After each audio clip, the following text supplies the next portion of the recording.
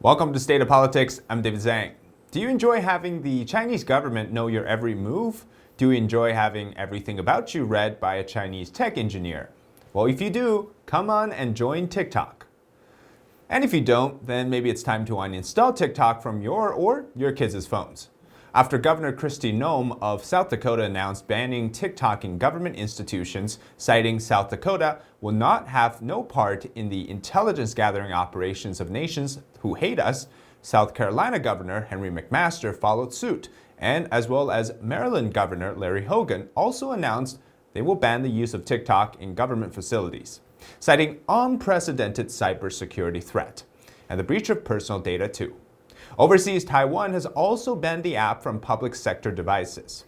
Taiwan and all three governors got it right because TikTok is perhaps the biggest and most intrusive cyber spying app ever created. But only India so far has fully banned the app from both the public and private sectors. A recent BuzzFeed investigation found that Chinese employees inside China could repeatedly access American data. And TikTok also told Europeans that China has access to their data as well. After which TikTok has been promising that information gathered about users in the United States is stored in the United States rather than China, where ByteDance, the video platform's parent company, is located. But according to leaked audio from more than 80 internal TikTok meetings, China-based employees of ByteDance have repeatedly accessed non-public data about US TikTok users, exactly the type of behavior that inspired former President Donald Trump to threaten to ban the app in the United States. The most recent is actually from September 2021 to January of 2022, which is a period after TikTok executives sworn testimony in a Senate hearing that a quote, world-renowned US-based security team decides who gets access to this data. Obviously, that was a lie. And not only that, the question of why Chinese app maker ByteDance, TikTok's parent company, is also interested in American data becomes a central one. When you consider who actually uses TikTok, it becomes scary. Of its 138 million monthly active users in the United States, 32.5%, according to some data estimates, are kids and young adults aged 10 to 19 years old. And then about another 29.5% are 20 to 29-year-olds. Together, 60% of TikTok users are under the age of 30, meaning more than a third of the TikTok's main user age actually falls into that minor and young adult zone who's just turned 18 or 19 or under. Or about 45 million users in that first range are ages under 19. What does a Chinese app company want from 138 million users in the United States alone? And better yet, the question is, what about that 45 million users aged 10 to 19? Well, the answer, shaping our youth in a negative way. According to FBI Director Chris Wray, on multiple occasions he has said that we should be concerned that apps like TikTok is able to, quote, give China that much ability to shape content and, quote, engage in influence operations and, quote, access to people's devices. That means TikTok and its parent company ByteDance is able to collect information about Americans, specifically young Americans. And since every Chinese company requires to follow the rules set by the Chinese Communist Party, naturally we can make the connection that it is in fact the Chinese government that holds American kids' data. Don't believe me that the Chinese government controls TikTok? Well, check this out. According to the Wall Street Journal recently, during the protest in China, the Cyberspace Administration of China issued guidance to companies, including ByteDance, again, the owner of TikTok, and Douyin, which is the Chinese version, asking them to add more staff to internet censorship teams, specifically to target video recordings of the protests. Specifically also the censorship team in China, domestic employees that work for ByteDance. According to a Forbes investigation also happening this year, more than 300 employees of ByteDance came from Chinese state media outlets, where some of them also concurrently work at Chinese state media entities, including Xinhua News Agency, China's top news agency, also China Radio International, and China Central/Global Television, CCTV, and CGTN. Now, these organizations were among those designated by the State Department as foreign government functionaries in 2020. A little bit more on this later. And of course, every Chinese company has to have a communist cell in that company that oversees the entire operation and also the management. And there's very little that separates TikTok from ByteDance and ByteDance's connections to the Chinese Communist Party.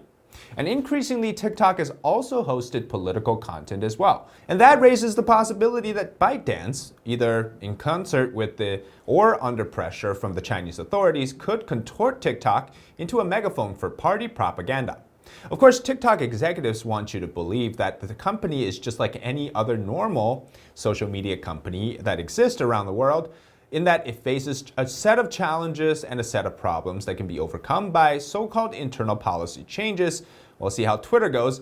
That's the tactic that the CEO, Shou Chu, took last week in New York, where he appeared for an interview at the New York Times hosted conference, and Chu's performance hit all the right notes. And he really played the part as an affable tech executive type who demonstrates a commitment to transparency and accountability. But CEO Chu, who previously served as ByteDance's CFO when he also started in the TikTok chief's role, exemplifies the primary problem with TikTok, which is it really can't be separated from ByteDance, which is clearly beholden to the CCP. As long as ByteDance exists in China, there's no way we can say that they have no connection. While TikTok may also collect a huge amount of data on kids and adults alike, the bigger goal, I think, is actually to change morality and to break society, which is to shape our future generation into hating us and promoting them. Through careful curation of content on TikTok, targeted videos can easily shape and influence, especially minors, into the world of illegal substance use, pornographic material, and violence. Chris Wray, the director of the FBI, raised concerns about TikTok recently. He is warning that the Chinese-owned social media app could be used for espionage operations, and he also told an audience during an event at the University of Michigan's Gerald Ford School of Public Policy that he has concerns about China having the ability to control the recommendation algorithm of TikTok. In fact, this algorithm recommendation was a focus of last year's Wall Street Journal investigation. TikTok only needs one important piece of information to figure out what a user wants. And according to the Wall Street Journal, the amount of time you linger over a piece of content. So basically, every second you hesitate or rewatch a particular video, the app tracks you. As the Wall Street Journal puts it, through that one powerful signal, TikTok can learn your most hidden interests and emotions and drive users of any age deep into rabbit holes of content in which feeds are heavily dominated by videos about a specific topic or theme. This isn't just exclusive to TikTok. It happens to all social media video viewing platforms, but it's an experience that other social media companies like YouTube have actually struggled to stop in terms of feeding content in the bad direction. In this investigation, the Wall Street Journal found that one of their bot accounts created and set to the age of 13, TikTok served at least 569 videos about drug use, references to cocaine and meth addiction, and promotional videos for online sales of drug products and paraphernalia. Hundreds of similar videos appeared in the feeds of one of the journal's other minor accounts, and in another case, TikTok also showed the journal's teenage users against these bot accounts are not actually real people, right? TikTok didn't know that. But more than 100 videos were shown from accounts recommending paid pornography sites and sex shops. Thousands of others were from creators who labeled their content as for adults only, which is all done through a specific browsing algorithm. TikTok's For You tab, which is like a free recommendation tab, feeds videos close to your browsing habit via watch time on a particular video and different indicators. And it could start pushing similar content, say about eating disorders, depression, sex, drugs, or alcohol use to even minors. And according to the Wall Street Journal, again, shared with TikTok, a sample of the findings of, say, 974 videos, according to them, which were based on videos about drugs, pornography, and other adult content. And these were served to minor accounts, which again were created by Wall Street Journal. Hundreds were shown to single accounts in quick succession. Now, was this all intentional? That to claim maybe TikTok, our version of the app, cannot achieve censorship or policing of these content for minors?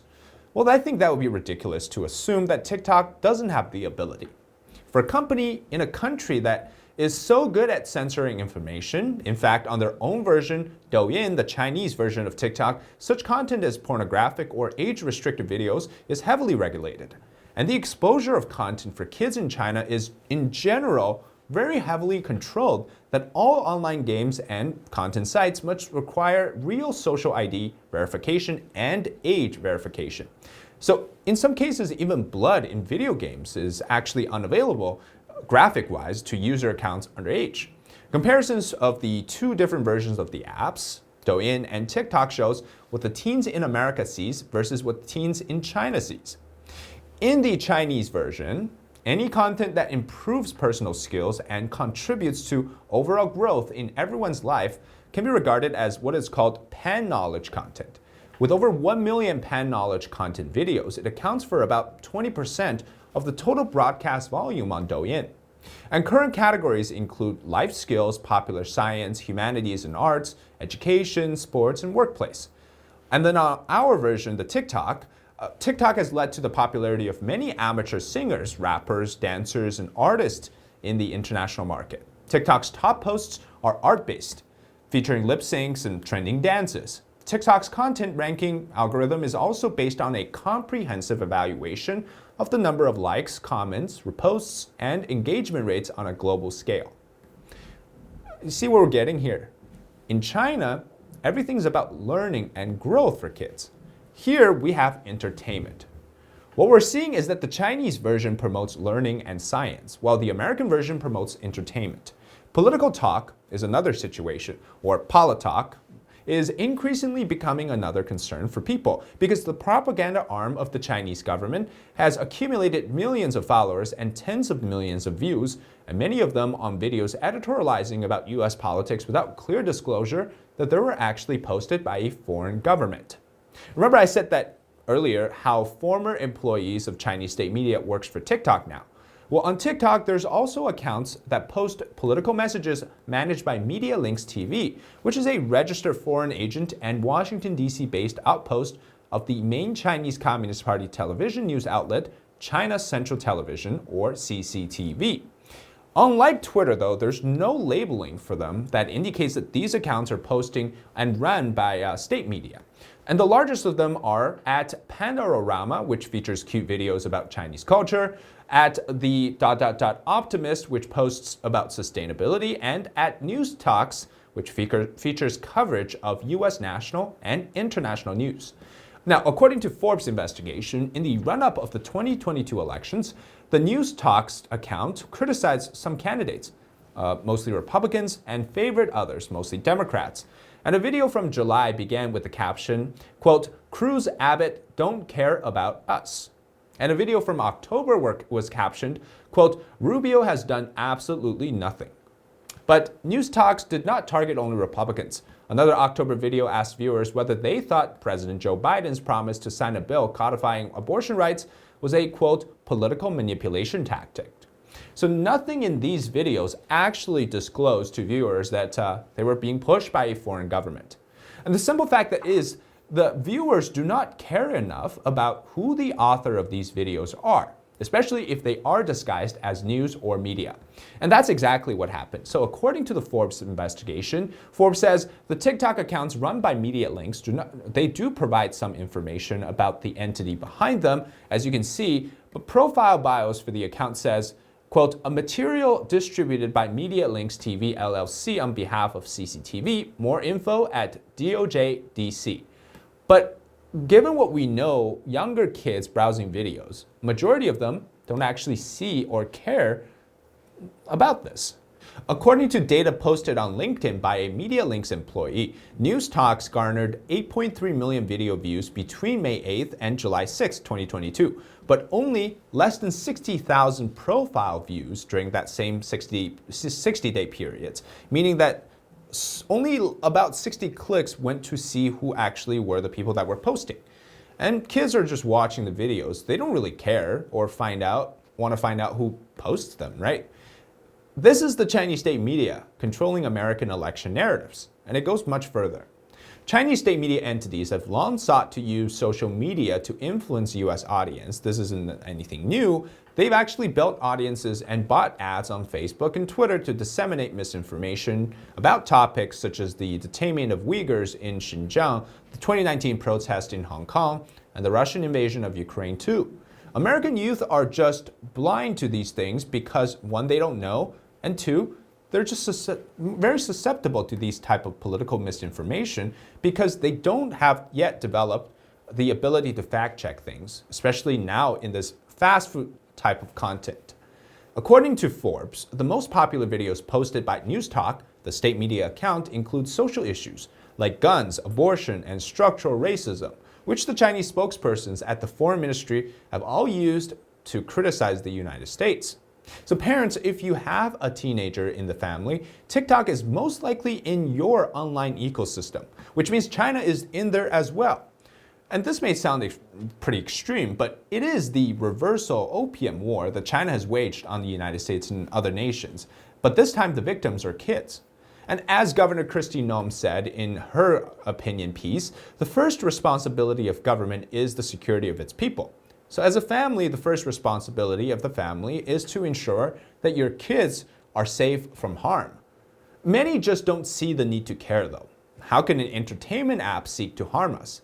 Well, now we know. Not only does TikTok access all of your contacts, GPS location, online viewing, and shopping habits, it even collects keyboard swipes and other data. Worst above all that is being able to influence your kids to watch bad behaviors and to normalize them, including adult-only content. It is able to shape the outcome of our next generation of youth to believe in artificial and entertainment content rather than concrete knowledge. So think about this. When this generation, fed by TikTok and online content consumption, grow up, are they more worried about keeping a nation safe or about how to become the next online star? And are they seeing sex, drug, and depression as normal, or are they rejecting the virtueless content? What the Chinese regime does with everything from search and browsing histories to keystroke patterns and biometric identifiers, including face prints, voice prints, and location data, is to create a very personalized plan to defeat America. And with information on millions of Americans, which it can later use for national security or commercial espionage, the Chinese Communist Party is collecting data that gives them unprecedented insight into how we think and behave, which they can then use for strategic influence operations against our country. And they have hooked millions of Americans on an information platform that China controls and censors, because they have hooked the youth and kids with a mental drug on top of everything. Americans would not tolerate their own government collecting so much sensitive personal information on them, so why do we tolerate a hostile foreign force, government, doing so? This pattern of living that we have, let's call it that, everyday life, it is more known by the Chinese Communist Party than by ourselves. And that's pretty scary. Anyways, that's it for today. Thank you so much for watching this episode on TikTok. I hope you enjoy the content. If you do, comment below what you think about the topic of TikTok, and then subscribe to our channel so you never miss our new videos. Also, turn on your notification bell. This is State of Politics. I'm David Zhang. See you next time.